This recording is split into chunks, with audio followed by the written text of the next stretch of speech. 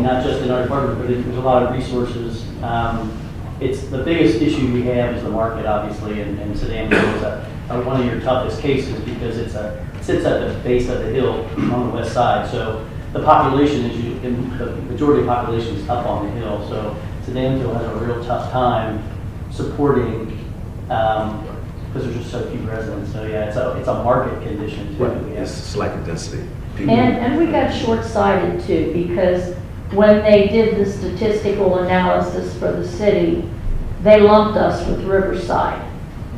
And in doing that, that brought up our death rate because ours is much lower than everywhere else around the city. And it changed a lot of economic things. It made us look better than what we are because we weren't separated from that area. right. But Sedansville has a new CDC, which these two helped to start, but is just getting itself together. It had 1 year of a very modest amount of money. And they just put in their application for another year of funding, and we'll see how that goes. But they do have, I mean, there is a committed board out there, and they have a good leader, and I think things are looking up. But they have to keep going, you know. Neighborhoods can't stop once they've had a little win. They have to keep going. Thank you. The Department of Trade and Development had worked with LISC to convene on a bi-monthly basis the financial institutions and funders in the community. The conversations were geared toward leveraging resources and assisting financial institutions in acquiring those CRA credits. So I would recommend that you consider looking into the Department of Trade and Development to get a matrix was developed of the various neighborhoods, and it goes to what you were talking about in terms of what types of resources may be needed for those neighborhoods. Okay, thank you. We'll do that. Yes, ma'am. She brought up a good point about the grocery store, not having one in Stanford. But actually, if you look at the communities that serve lower income populations, very few of them have grocery stores. And if they do have any kind of market at all, it's usually a low income market that doesn't have fresh fruits, vegetables, meats. And to me, that's really critical to the health of the entire population, as well as, you know, just accessibility. Is there some way that we can, as a city, begin to look at how to comprehensively bring grocery stores into all of these neighborhoods, especially for those that are don't have transportation or you know, good health? No, that's a major issue, not just for Cincinnati, but most urban communities are dealing with that. I know that when I left Baltimore, same issue, probably more so than Cincinnati. But we're just beginning to look at sort of out of the box, innovative approaches to dealing with this whole food desert issue. Whether you have a standalone grocery store or some other kind of network of some sort that provides access to healthy foods in these food deserts. I think it's something that if we're not looking at it as a city, we're going to need to start looking at it. But the traditional approach is probably not going to be the optimum way to do this because it's too reliant on density, people at a certain income level. Nobody's going to build a grocery store just for the sake of building a grocery store. They've got to be able to make money. Mm-hmm. So how do we overcome that? So all of these issues will force us to really rethink and re-engineer how we look at these issues in order to come up with solutions. That's a prime example of one. Because we're thinking in a bricks and mortar way when it may not be feasible, but maybe there is some innovative concept that we are going to have to create to effectively deal with that whole food issue, as well as other issues that we're going to be confronted with. And that's what we're going to be doing. I know Jungle Jim's up in Fairfield advertised, and they do some neighborhood deliveries. Yeah. And Kroger's, that's how they started, was you know. It's gonna take RPAs. something, it's gonna take something different. It's gonna take something different. But it's definitely an issue. We've got tremendous health disparities, and obviously that's a direct correlation between all of that stuff. So we will be looking at all of that. One of the things that we've got here, you probably, I mean, you have been here so little. 5 minutes. Right, exactly. And everybody's throwing everything at you, but Right. the form-based codes, which the neighborhoods here really pushed and started 8 or 10 years ago to work to bring form-based code to Cincinnati. Now we have form-based code. And one of the things it does, I have never seen before, and I've been just delighted. All these neighborhoods, there are 4 form-based code neighborhoods right now, and there are like 6 or 8 more who want to be form-based code neighborhoods. But they bring density. Like the plans for this street, when it's rebuilt, it will have way more people than it ever had. Because it's going to be retail first floor, second, maybe offices or housing, third floor housing, maybe fourth floor housing. I mean, I've never seen neighborhoods push more density before. You know, everybody's always fought for, green lawns and all that. I mean, and now the neighbors are really pushing because they understand that the way to have their retail be viable is to have the form-based code. So, and the city has not recently been very helpful with that. You might want to, when you find out about that, think about that. But the neighborhoods that are doing it right now are Madisonville, Walnut Hills, College Hill, and Westwood. And it's mainly focused on the business districts, and they want to be dense. And that makes the whole grocery store thing a lot easier for us. So. Right. Retail, commercial. Yeah. All of that. Yeah. Okay. There's another question over there. Yes, ma'am. I did not, sorry, I did not get your name. Harry Black. Thank you very much. I appreciate it. Yes, ma'am. I have just a quick mention. A couple of years ago, we had a taxi cab advisory board that was created and looking at revamping and updating a code that's like 40 years out of date. One of the recommendations was for accessible cabs. This can be done, it's been done in other cities. There are mechanisms by which the city might be able to incentivize it without costing the city a lot of money.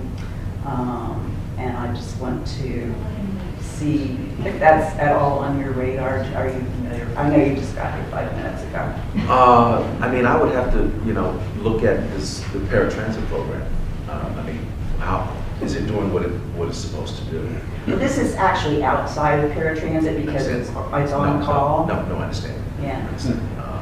But it could actually supplement paratransit in a mutually beneficial way. With all of these things, we've got to figure out what it is and who's going to pay for it. And how does it get paid for it? With all of these things, clearly a worthwhile endeavor. But how are we going to pay for it? That's the question. Yes, sir. I've noticed in your bio some of the different places that you've lived and there's a lot of metropolitan areas. I've lived in a few myself years past. Fortunate enough to live in the Bay Area 20, 30 years ago. And it's kind of amazing how transportation can have an effect on income and also on jobs. Just getting around and affordability. How do you see Cincinnati, where it's at right now, and where it can be with transportation? I think public transportation is absolutely critical for a couple of reasons. One is it gets people to jobs, provided that the network, the public transit network, is designed as such to where the jobs are. That's critical. As well as providing just a basic means of transportation for people who otherwise would not have the ability to be mobile. My sense is that Cincinnati has a normal transit network. There are always opportunities to examine the network. You're always pushing the network to try to get people to jobs. And that sometimes can be a very dynamic process because when you're trying to push those routes, those folks don't necessarily want the routes to be there. So that's an ongoing challenge. But public transit is critical. Not everybody owns a car. Not everybody knows how to drive. So we've got to get people to jobs, and we've got to get people to be able to truly enjoy the quality of life where they live. And being mobile is a big part of that. Following up on that, I'm sorry, Greg. What's your take on our train? Better known as a streetcar. No, see, once again, it's, folks at the time probably said this is a great idea, this is sexy, we like it, we want to do it. And they thought about how we're going to pay to construct it, but then that was where it stopped. What about life after construction? You know what I'm saying? So we've come up with a plan. But the key is somebody should have came up with this plan before we even put the first shovel in the ground. But I think we've come up with a plan that will work. But the key is that's not how you want to operate. Okay? My view on the streetcar, city council passed it, it's being built, it's going to operate, and my number one objective is to make certain that it does not inadvertently put the city in a precarious financial situation. That's it, first and foremost. It needs to support itself to the extent that it can, with whatever support it's going to get. Really and truly, the mayor did not support the streetcar. But one of the things that but let me finish. But one of the things that I really like about this guy is that he's a problem solver. He's led the effort to figure out how we're going to pay for this thing from an operating standpoint. They're all pretty much his ideas. Okay, so even though he didn't support it, he's like, it's here. We've got to figure out a way to make this thing work. And I'm right there with him, and that the key is to make certain that it does not. Once again, the funding model that is being developed and that will be pursued with the council and et cetera, we think it will work, but to the extent that it doesn't work means that it's going to hit the general fund, which means it's going to be less money for everything. That's what we got to think about when we do these things. It's just that simple. I think it will work, but if by some chance it doesn't work, somebody's got to pay for it. It's that simple. It's a great idea. Beautiful. Sexy project. But it costs money. I'm sorry, it's related to this. Yeah. I'd like to point out that roads don't pay for themselves either. Precisely. The taxes from that they collect don't pay for that. So the expectation that public transit should pay for itself. No, but that's not what I'm saying. No, that's not what I'm saying, actually. But with that, I think because we're going to have increasing issues paying for roads and repaving and maintenance, that we need to implement a system that includes rail so that we're not as reliant on roads, and they can be narrower, they can, maybe not get paved as much because people aren't using them as much because they're thinking about other options. Okay, thank you. Yes, ma'am.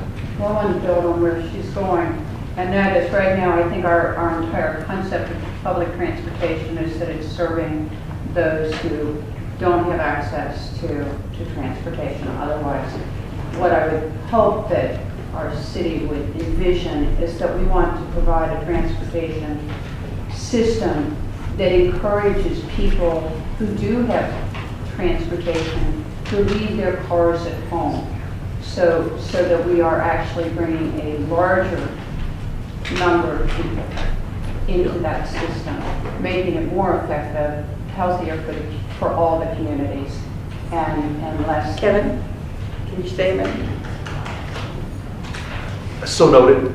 It is my sense that's what they're doing now. This is an ongoing effort to get people out of cars and onto public transportation, but it's something that's an ongoing thing. And I recognize the significance of it.